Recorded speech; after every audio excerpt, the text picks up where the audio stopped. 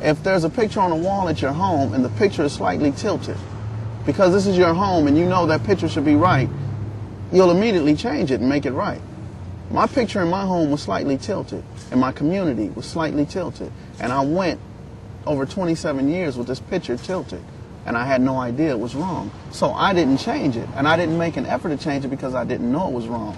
I couldn't do any better because I didn't know any better. I thought that this is what I was supposed to do. When the individuals down the street who are 16 or 17, and I'm 12, and they have long hair and new cars, and they have guns, and this is what they're showing off, well, this eventually one day will become me. So this is how I looked at life, this is how I accepted life, and I couldn't wait for my turn. Let me share a story with you. I worked for Fox News Front Page at one point, and there was a producer there. I won't mention his name, but he was Jewish, he was young, an idealist, and we would talk from time to time. And I asked him one day, I say, what was the first thing that your parents taught you when you left the house? He said, my parents taught me to help another Jew. And it blew me away. I almost fell out. It almost knocked me down. Because when I thought about what my parents taught me, and my parents taught me, if somebody hits you, you hit them back. If you can't hit them back, you pick up a bottle, a brick, a stick, and you knock the hell out of them. And the contradiction to what I was taught and what he was taught was unbelievable. Why do you think your parents taught you that way? Survival and self-preservation. Mohandas Gandhi made one of the profoundest comments on this whole subject that I've ever seen.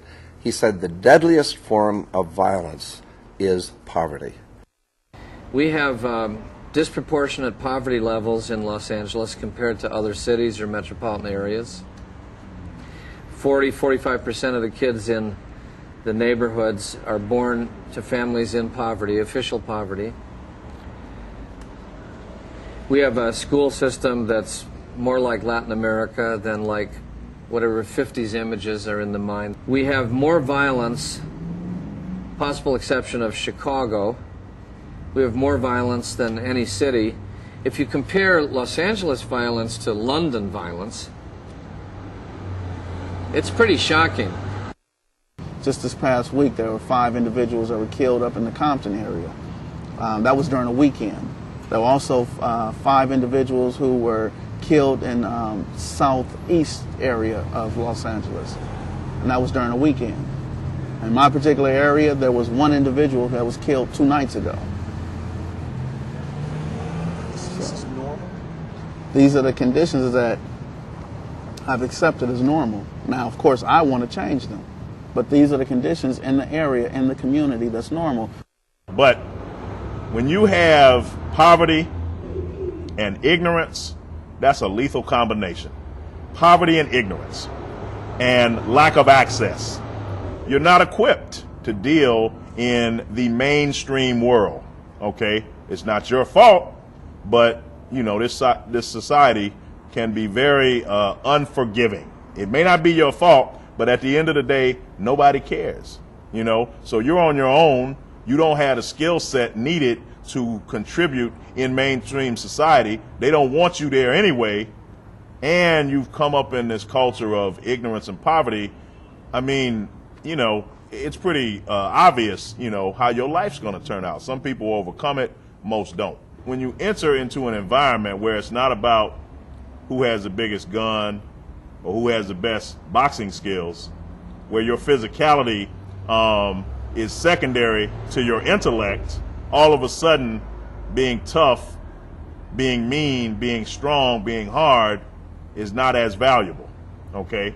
If you have to work with your mouth and you have to work with your mind and you've not developed those things like you've developed, you know, your muscles, you're at a disadvantage other than in those circumstances where it's about physicality. Why is that so dominant in the impoverished communities? Well, you know, you don't need to go to school to learn how to fight.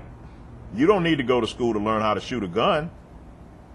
You need to go to school if you're going to participate in mainstream society. I never wanted to become Gerald Ford. I never wanted to become President Clinton. I wanted to become like the big homies. I wanted to have the nicer Cadillac. I wanted to have the longest hair. I wanted to have the cutest girl. Or girls. And the younger kids are seeing that and still following the same. Exactly. As I spoke of my son, who's now 17, with 2 children.